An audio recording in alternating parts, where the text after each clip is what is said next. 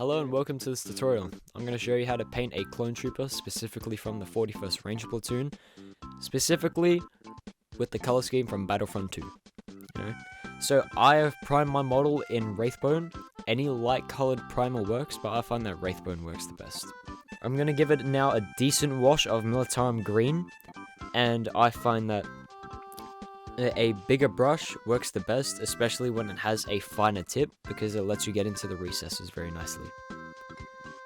And also keep in mind to avoid painting areas that we're going to paint with a lighter color. For us, it will be this bag, but with other models like the Commander or the Engineer, it would be similar to avoiding the waistcapes or the armored plating.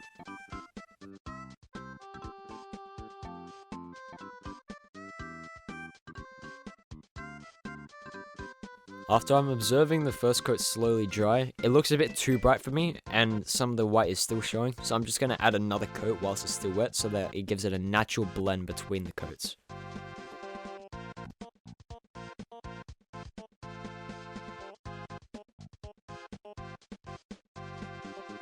Now that the base color of the model is dry, we're going to put a moderate wash of Agrax Earthshade on top to give our clone a dirty look.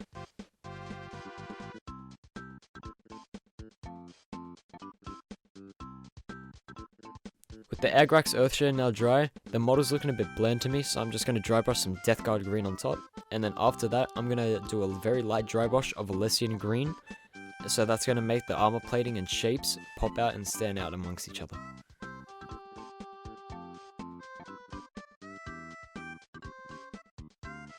It does seem that I've accidentally gotten some of the Death Guard Green onto the helmet, so I'm going to do a very risky thing, which I do not recommend that you do, which is to rub it off with my finger. Only do this if you are willing to risk getting some paint off the edges of your miniature.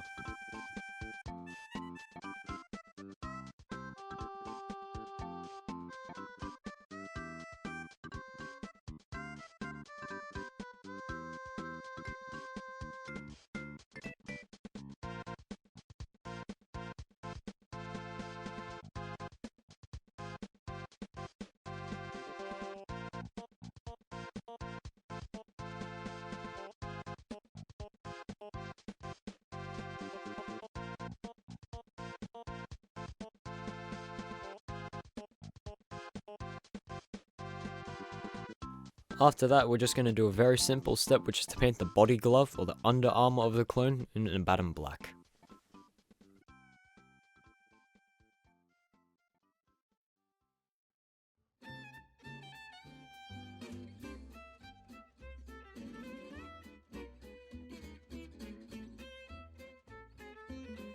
With the Abaddon black now dried, we're going to use some Dawnstone to paint the cloth of the bag.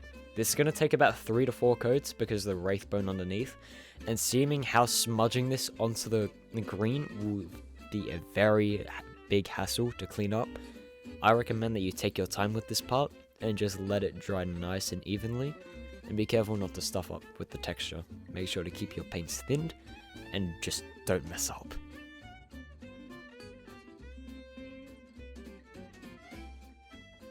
With the Dawnstone now dry, we're going to use some non-oil as a wash to go over the cloth, because that's now going to add a sense of depth. But just be careful, do not let it pull in any flat areas.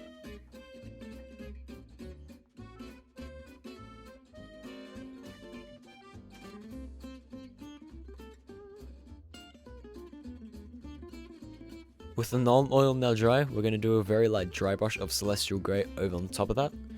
Just be careful to not let it catch onto the recesses, and make sure that it only catches on the highlights.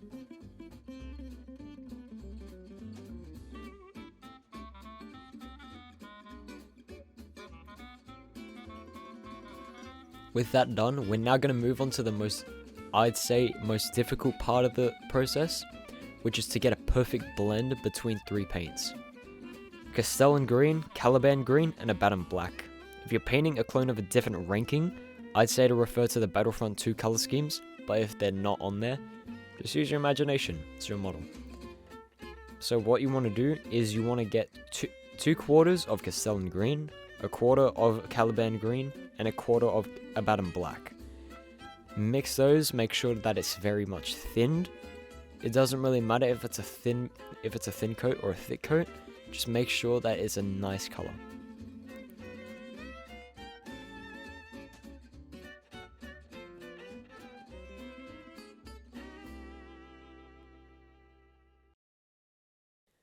Now painting it onto the areas as shown, I'm going to paint a regular grunt or an assault class from Battlefront 2.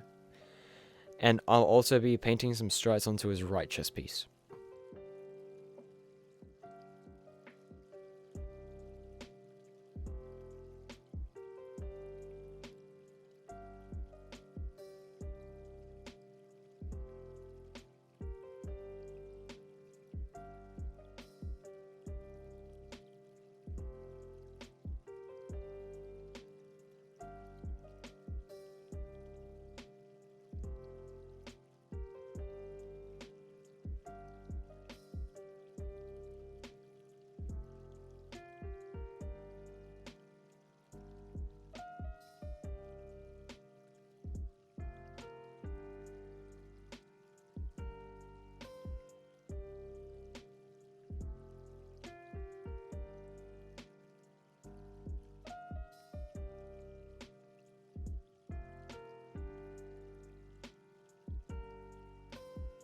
With the darker greens now done, we're going to move on to the bag straps by painting them all in Corvus Black.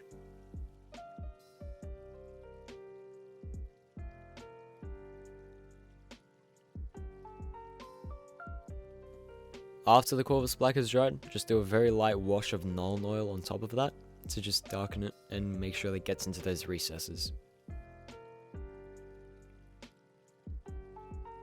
Now onto the most time consuming part of the tutorial, the camouflage. So I'm going to use Rhinoxide and Elysian Green, but you can use other very similar colors. So when making the camouflage patterns, I find it best to paint them as 3-pointed shapes with rounded edges. But you can paint them as any shape you want. You can paint them big with straight, sharp corners, or you can paint them as circles. Doesn't really matter.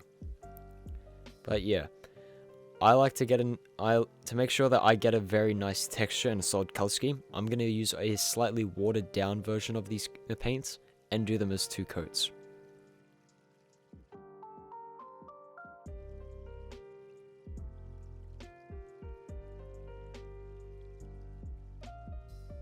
So with the Rhinoxide now finished, we can move on to the next paint.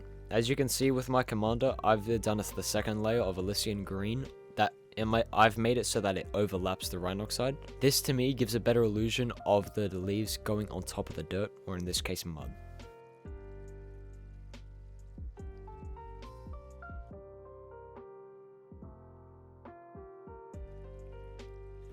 With the camouflage done, we can now move on to our next step, which is optional, but I feel like it does give a sense of weathering and some history to the model.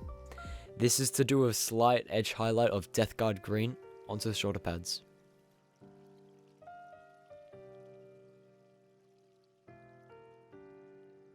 This next part is also optional, which is to do another edge highlight on top of the Death Guard Green, and this is with Krieg Khaki, I think that's how you pronounce it.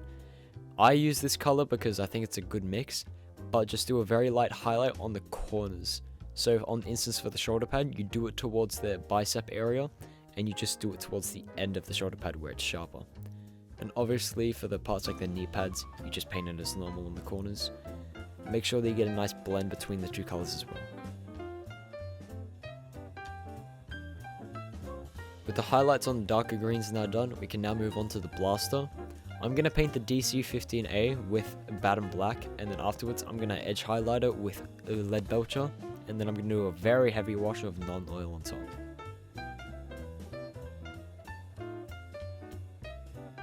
Since I did end up watering down my Baton Black too much, we're just going to move on to the next steps while I wait for the blaster to dry. Since our darker greens don't look just like the Battlefront 2 colors, I found a solution with my commander, which is to add a wash on top of that. This being Agrax Earthshade, since I feel like it gives a nice brown tinge to it, making it closer to the Battlefront 2 games, but also giving it a matted look to match the rest of the model.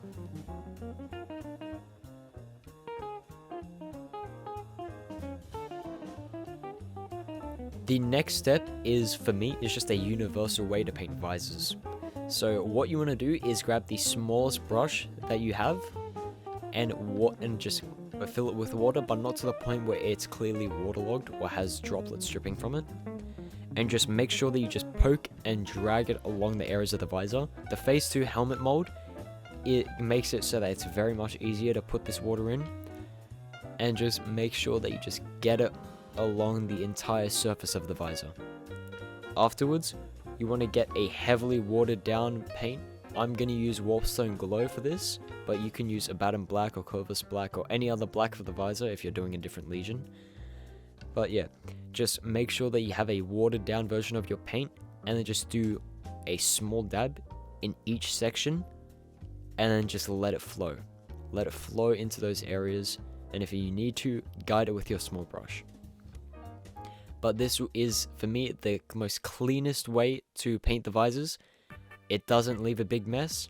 And the only mess that I've actually had to clean up is if the water accidentally spills out and then the paint goes along with that as well.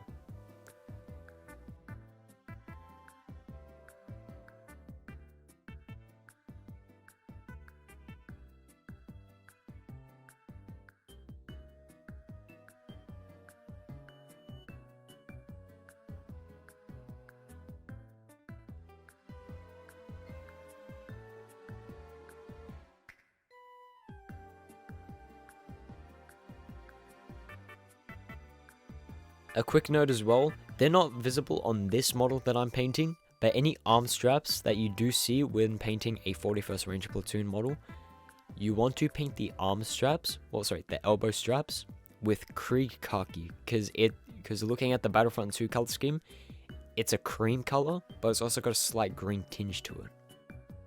With the Abaddon Black on the blaster now dried, I'm going to edge highlight it with some lead belcher. Editing right here. So apparently what I ended up doing was I got too much silver onto the entire blaster, so I ended up just painting the entire blaster as silver. Do not do this. Clean it up with Abaddon Black, please. Do not do what I did, because what I ended up doing was like, in my mind I was like, shit. So I tried to go over it with non-oil, didn't work. I used Black Templar to go over that, and it just blacked out the entire gun. And that's why it looks like how it is in the end. But yeah, just fix up your model with Abaddon Black. It's not that hard. Just don't do what I did. I did it like that because I was in a rush to make this video. But yeah, please, please, for the sake of God, clean up the mess. With the lead belcher now dry, we're going to do a heavy wash of non-oil to darken it very heavily and make it look like it's straight out of the Clone Wars show.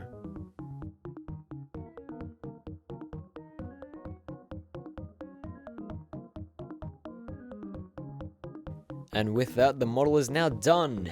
Thank you for watching. Please like and subscribe if you liked it. If you want to know how I painted the base, click the video that's on screen now. And yeah, like and subscribe. P.S. This is the first time I've done a painting tutorial. This is a request from people on a Reddit page that I follow. If you want to see more, let me know in the comments and I'd be happy to oblige. I'm ready to put some more effort into these videos. And yeah, just let me know and I'll show you my painting journey, I guess. But yeah, I'll show you some 40k models and more Star Wars Legion models that I paint. Thanks for watching and have a great day.